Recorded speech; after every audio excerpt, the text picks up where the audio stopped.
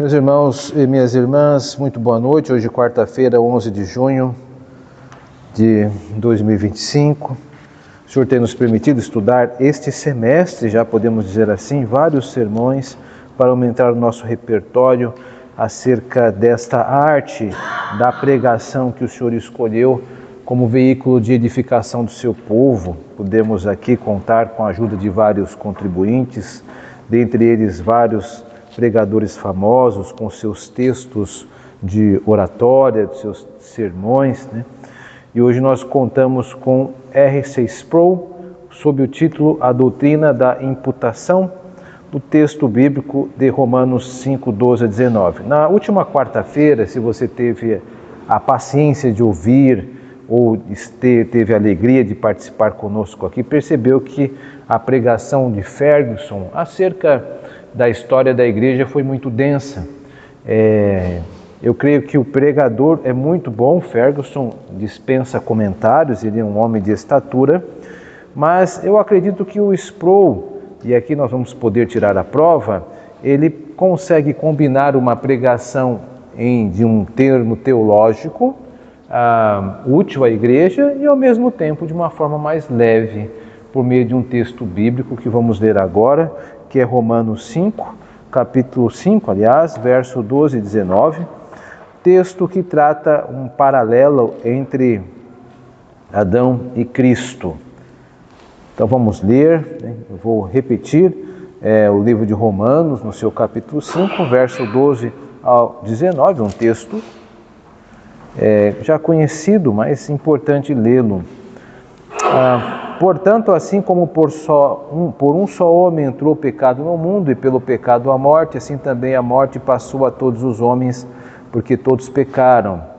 Porque até o regime da lei havia pecado no mundo, mas o pecado não é levado em conta quando não há lei. Entretanto, reinou a morte desde Adão até Moisés, mesmo sobre aqueles que não pecaram, à semelhança da transgressão de Adão, o qual prefigurava aquele que havia de vir. Todavia não é assim o dom gratuito como ofensa, porque se pela ofensa de um só morreram muitos, muito mais a graça de Deus e o dom pela graça de um só homem, Jesus Cristo, foram abundantes sobre muitos. O dom, entretanto, não é como no caso em que somente um pecou, porque o julgamento derivou de uma só ofensa para a condenação, mas a graça transcorre de muitas ofensas para a justificação. Se pela ofensa de um e por meio de um só reinou a morte, muito mais os que recebem a abundância da graça e o dom da justiça reinarão em vida por meio de um só, a saber, Jesus Cristo. Pois assim como por uma só ofensa veio o juízo sobre todos os homens para a condenação, assim também por um só ato de justiça veio a graça sobre todos os homens para a justificação que dá vida.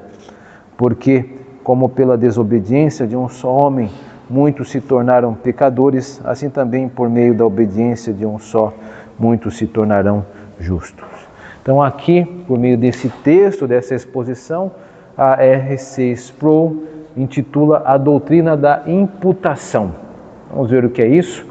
Uma pregação bastante longa. Eu tenho aqui uma edição feita por mim. Se você tiver a curiosidade, eu estimulo que tenha. Depois você busque lá R.C. Sproul, A Doutrina da Imputação, e você terá o texto na sua íntegra, são mais de 10 páginas, mas nós não temos como ver isso tudo aqui, mas eu te estimulo que faça. Vamos começar pela introdução. Os famosos 5 pontos. 40 anos atrás, isso diz Sproul, eu estava ministrando um curso de teologia em uma faculdade cristã em Massachusetts, e chegando à seção de teologia chamada soteriologia, que é aquela dimensão da teologia que concentra a atenção na salvação e em como ela é adquirida, parte desse curso envolveu uma breve excursão cobrindo os chamados 5 pontos famosos do calvinismo. Os 5 pontos são resumidos pelo popular acróstico tulipe, que representa a flor mais bela do jardim de Deus, em nítida contradição com a flor arminiana, que é a margarida. Você arranca as pétalas da margarida dizendo, ele me ama, ele não me ama. Mas Calvino não resumiu sua teologia em 5 pontos, nem achou que a essência da teologia reformada pudesse ser reduzida a 5 pontos. A teologia reformada, como evidenciada em nossa confissão, a confissão de fé de Westminster, é muito maior em escopo do que esses 5 pontos específicos do calvinismo. Em Romanos 5, Paulo está trabalhando em outras implicações críticas à doutrina da justificação. Em um sentido real, toda a epístola de Romanos é a explicação de Paulo sobre o significado completo da doutrina da justificação somente pela fé. No capítulo 5, ele está nos dando o contraste entre nosso estado de ruína que foi causado por Adão, através do pecado de um homem, da transgressão de um homem, da ofensa de um homem. O mundo inteiro mergulhou nessa condição radical de pecado original, mas pela obediência de outro homem somos justificados. O contraste aqui é entre Adão e Cristo, e tudo tem a ver com justificação. Então esta é uma introdução bastante feliz do pregador Sproul. Ele trata aqui sobre a tulip. Eu acredito que todos aqui sabem, conhecem a tulip, que é o acróstico sobre a total depravação, a incondicional eleição, limitada expiação, irresistível graça e perseverança dos santos. Em inglês a única mudança é o U, que é inconditional, com U em inglês, aqui no Brasil ficaria tulip, mas como são os ingleses que fizeram isso, é normal eles apelarem mais para a sua linguagem. De fato, ele é feliz em dizer que os 5 pontos do calvinismo ganhou esse título, mas ele não resume o calvinismo, Não é esta a pretensão.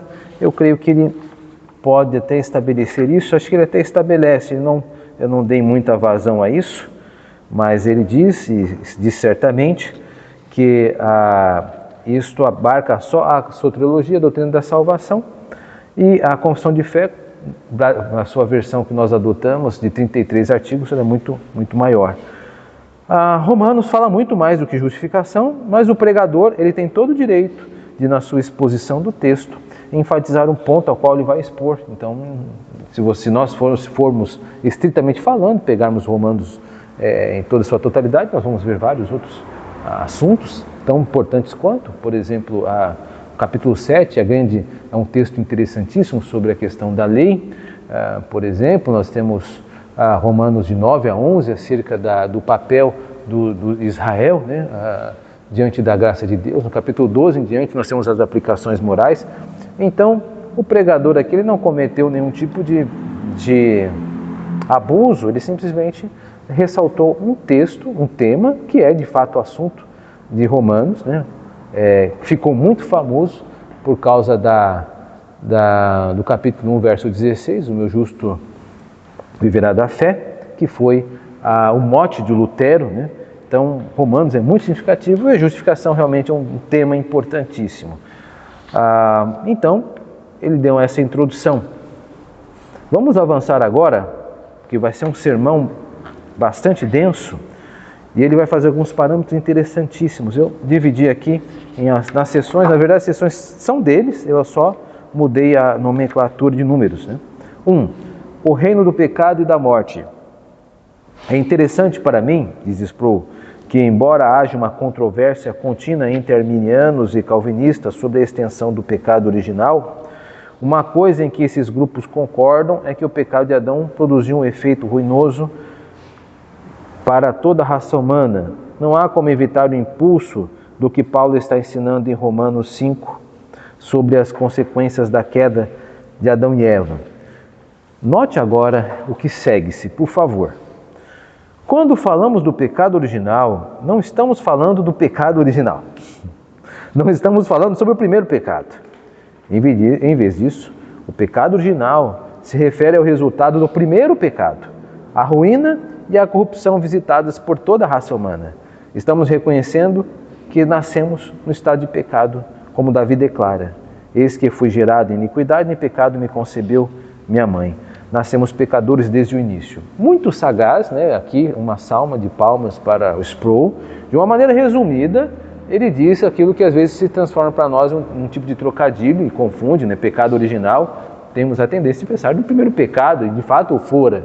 Mas teologicamente falando, a dimensão é maior, não é só o pecado, o primeiro pecado, mas é a ideia de que todos nós somos pecadores desde o seu nascimento. Nós subestimamos muito isso, né? Esse assunto ele ganha um escopo extremamente importante, porque nós não temos como ir a evangelizar se nós não tivermos claro que todas as pessoas são pecadoras desde o seu nascimento. Não há ninguém que seja puro, inclusive as crianças. Ele vai tocar nisso também. Ele continua: o fato de nascermos nessa condição caída é o que estamos nos referindo a esse termo original, consequência do pecado de Adão e Eva, que atinge toda a raça humana. Paulo apresenta um argumento que liga a extensão universal do pecado de Adão à universalidade da morte da raça humana. É assim que ele argumenta. Vejamos isso brevemente novamente em Romanos 5,12. Portanto, assim como por um só homem entrou o pecado no mundo e pelo pecado a morte, assim também a morte passou a todos os homens porque todos pecaram. À primeira vista, você pode ler isso e dizer: Adão pecou, e então todos depois de Adão pecaram. Adão morreu como resultado do seu pecado e todos desde Adão morreram porque todos pecaram. Mas é aqui que é importante fazer outra distinção. O negócio dos teólogos é fazer distinções, está se justificando. Uma importante é a distinção entre pecado original e o pecado atual. Então, vamos ver uma nomenclatura que ele está estabelecendo na sua pregação.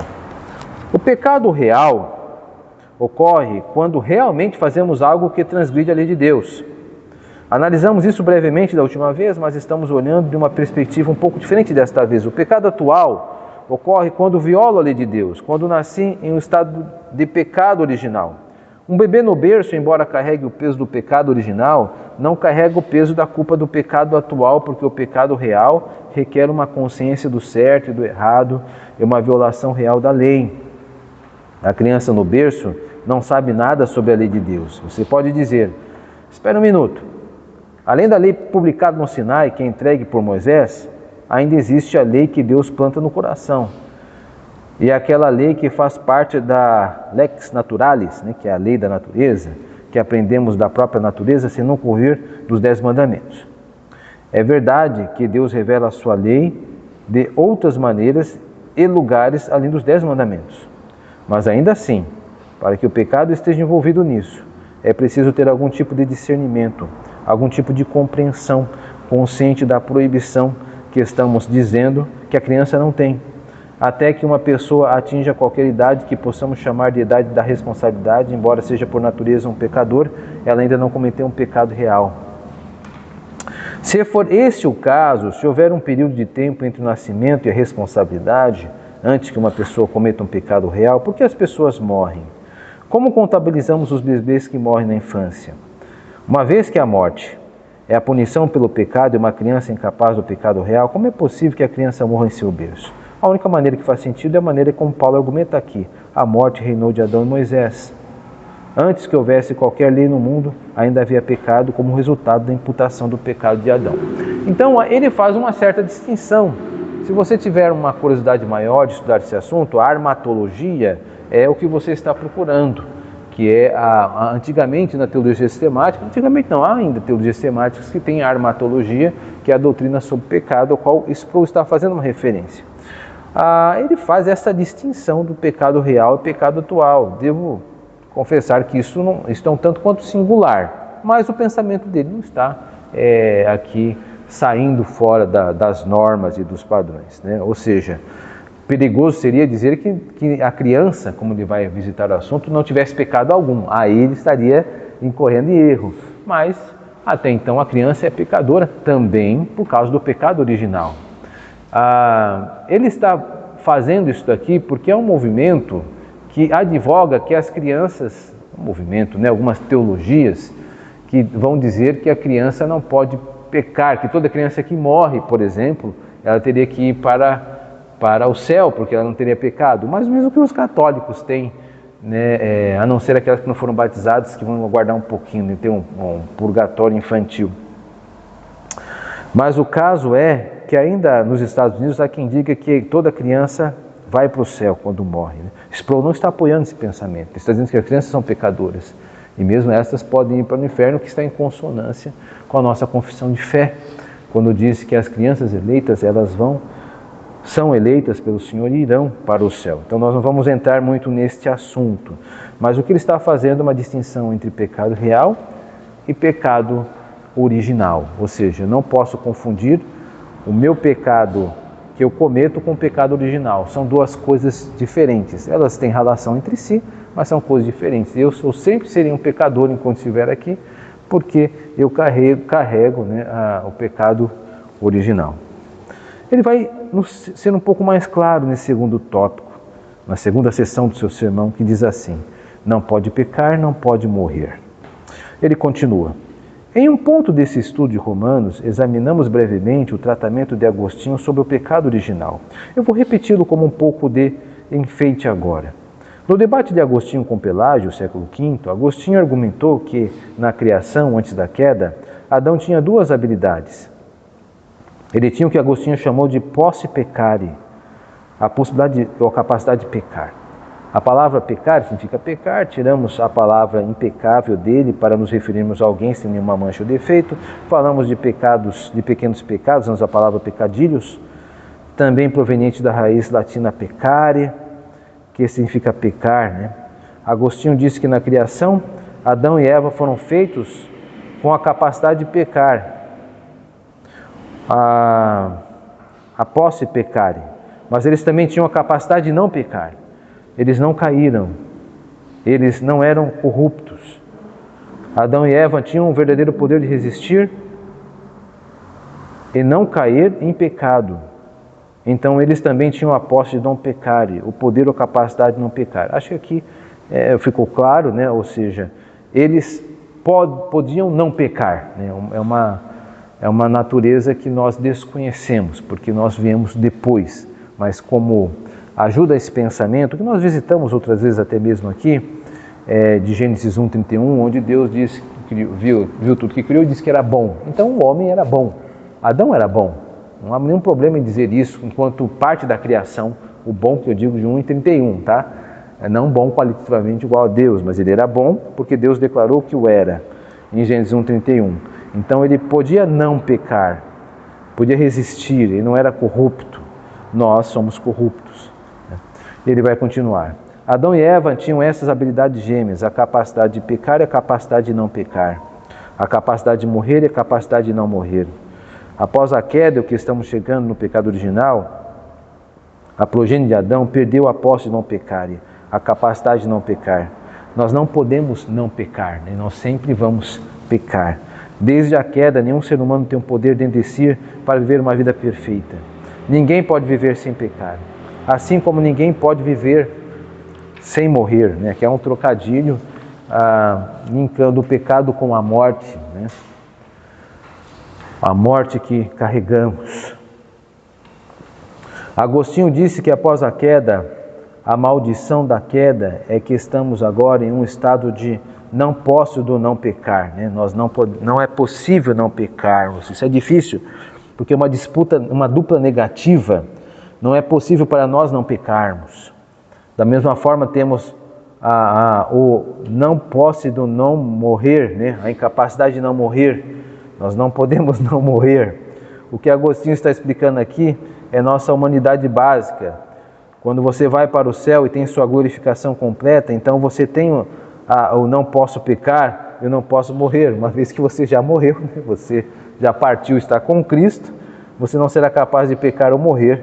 Isso é o que aguardamos. Então há um arrazoado um pouco circular, porque esses discursos filosóficos antigos têm essa complexidade. Mas o que ele está dizendo não é nem nada novo para nós, que já estamos no estudo bíblico há um tempo, que é que o homem foi criado bom, o homem não é mais bom.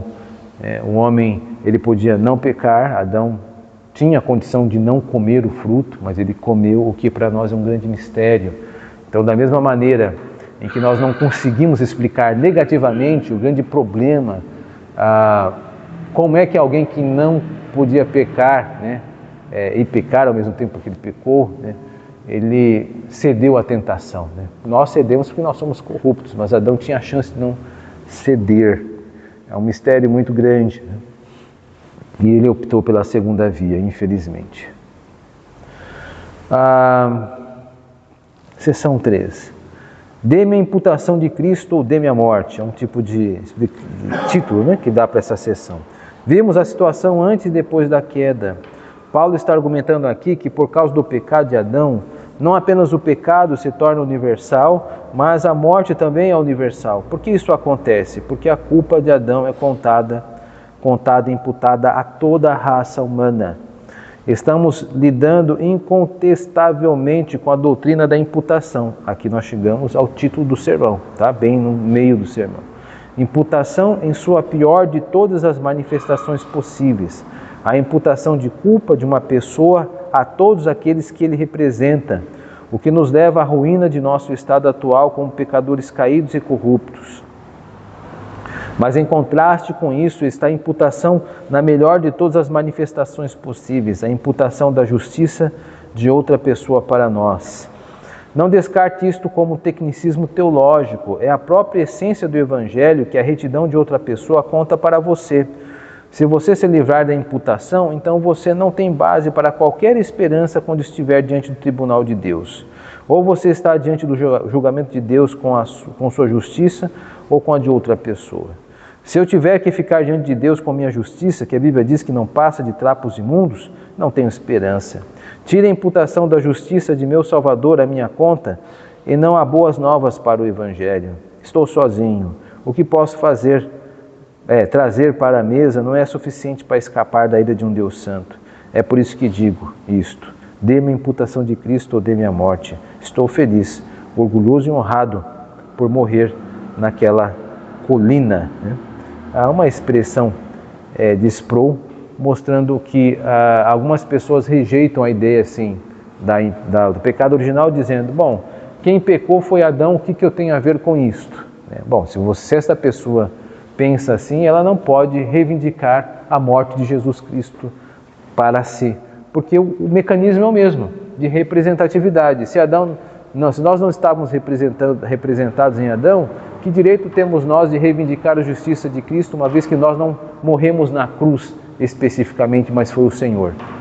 Então deu para entender esse mecanismo? É o mesmo mecanismo. Então quem rejeita o pecado original, rejeita também a salvação, porque são os mesmos mecanismos. E aí ele vai entrar, depois de citar, né, o título, né, ele vai entrar sobre o pacto das obras, né? Obviamente o pacto da graça também. Há outra questão intimamente relacionada à questão da imputação na controvérsia em curso de nosso tempo, e tem a ver com o pacto das obras. Alguns de vocês sabem que a teologia reformada histórica muitas vezes atende pelo apelido de teologia do pacto. Isso geralmente é contraditório da teologia moderna chamada de dispensacionalismo. Certo? Só uma advertência, o Sproul está fazendo uma provocação aqui, tá? Ele pode dividir a teologia em dois grandes continentes, né? Existem bastantes teologias ainda que ele não fez nenhum tipo de indicação. Por exemplo, ele não citou a indicação da teologia oriental, ortodoxa, por exemplo, não citou até mesmo outras teologias com as quais nós não concordamos, mas elas não podemos negar a sua existência, como a do papismo, do catolicismo romano. Tem outras teologias também no mundo, além das duas, mas ele está falando do seu universo evangelical. Então, precisamos aqui convergir com o pregador. Não vou dizer que está exagerando, mas ele está apresentando o ponto dele. Então, eu quero até chamar a atenção, porque às vezes o pregador ele pode fazer esse tipo de concessão e o auditório tem que entender que ele está fazendo para chegar ao seu argumento. Mas ele não tem como exarar, né, tudo, senão não fica a pregação, se torna em um outro tipo de palestra ou algo que vai detalhando tudo. Então ele está fazendo um jogo retórico aqui. Né? Ele está mentindo? Não, ele não há dolo aqui, ele só está fundando o ponto. Então a linguagem permite esse tipo de manobra, né, que ele está fazendo. Como Paulo fala em nosso texto, em Romanos 5, Adão e Eva estavam no jardim cercados pela estrutura de um acordo, uma promessa de destruição ou bênção, dependendo do que fizessem ou de como se apresentassem. É por isso que é chamado de pacto das obras. Se praticassem a justiça, viveriam. Se eles praticassem a desobediência, eles pereceriam, e toda a sua descendência com eles. Isso está claro. Isso é o que se entende por parte das obras. Nos últimos anos, algumas pessoas levantaram um protesto contra isso e disseram: as pessoas reformadas falam sobre o pacto das obras, depois disso, o pacto da graça. Não é verdade que qualquer aliança que Deus faz com suas criaturas, mesmo em sua condição pré-caída, é uma promessa graciosa? Deus não deve às suas criaturas nenhuma promessa de redenção. Então, o fato de ele entrar em uma aliança com Adão e Eva é uma questão de graça só para começar. Isso é verdade. Mas esse não é o ponto da distinção entre pacto das obras e da graça. O ponto dessa distinção é que Adão e Eva falharam na aliança das obras, e quando essa falha ocorreu, Deus não destruiu a raça humana, mas acrescentou uma promessa à aliança original. Uma promessa de redenção que viria através da semente da mulher, aquela que esmagaria a cabeça da serpente enquanto o seu calcanhar seria ferido no processo. A promessa de Abraão, Isaac, Jacó, a Moisés, a Davi, a todo o resto das promessas eram Deus derramando sua bênção sobre as pessoas com base em sua graça preservadora, redentora e salvadora. Então aqui foi espetacular. Por quê? Porque ele criou uma pessoa que desacatava, o que ele estava dizendo que qualquer pacto que Deus faça é sempre gracioso, uma vez que Deus não precisa, não tem obrigatoriedade conosco. Mas ele desarmou esse tipo de provocação, mostrando que ele estava pegando uma linguagem, uma palavra, disputando a palavra graça. E enquanto Sproul está falando de uma estrutura. Então isso é interessante, porque às vezes, não só neste assunto, mas em outros, alguém pega uma palavra e faz uma disputa linguística ali, que é o que esta pessoa estava fazendo. E Sproul diz que não, assim, a pessoa não deixa de ter um certo grau de verdade no seu pensamento, mas o ponto de Sproul é estrutural, é toda a estrutura do pacto. Então, em um parágrafo aqui, ele destilou sobre o pacto das obras, desde a redenção lá pelo filho da mulher, prometido a Eva, até o texto de Apocalipse, há uma inferência, semente da mulher, passou pelas alianças de Abraão, Isaac, Jacó, Moisés e Davi, que é as camadas que vão se agregando à figura do Redentor prometido, o filho da mulher. Então, é muito elegante essa resposta que ele deu, sem baixar o nível, e foi muito didático. Quinto, salvos pelas obras de Cristo. Esse ponto, meus irmãos, às vezes não é muito ressaltado. Então vamos redobrar a atenção aqui. Diz Sproul: eu digo às pessoas, e isso às vezes as confunde, então você tem que estar alerta agora. Eu digo às pessoas que a Bíblia nos ensina que a justificação é somente pela fé. No entanto, por outro lado, tenha em mente que, em última análise, há apenas uma maneira de alguém ser salvo na presença de Deus, e é por meio de obras. As pessoas dizem: eu ouvi direito? Ele disse que a única maneira de as pessoas serem salvas é por meio de obras? Sim, foi o que eu disse. Não é uma questão de saber se seremos salvos por meio de obras. A questão é por quais obras seremos salvos. E por meio das obras daquele que sozinho cumpriu os termos do pacto das obras. É por isso que eu regularmente trabalho o ponto de que não é apenas a morte de Cristo que nos redime, mas é a sua vida. É a vida de Cristo que nos redime. Pela desobediência de um homem, somos mergulhados na ruína, mas pela obediência de um homem, a obediência do novo Adão, somos justificados. Dizer que somos justificados somente pela fé é simplesmente uma abreviação para dizer que somos justificados somente por Cristo. Justificação somente pela fé significa que você não pode fazê-lo com base em suas obras, mas você tem que fazê-lo confiado nas obras de outra pessoa.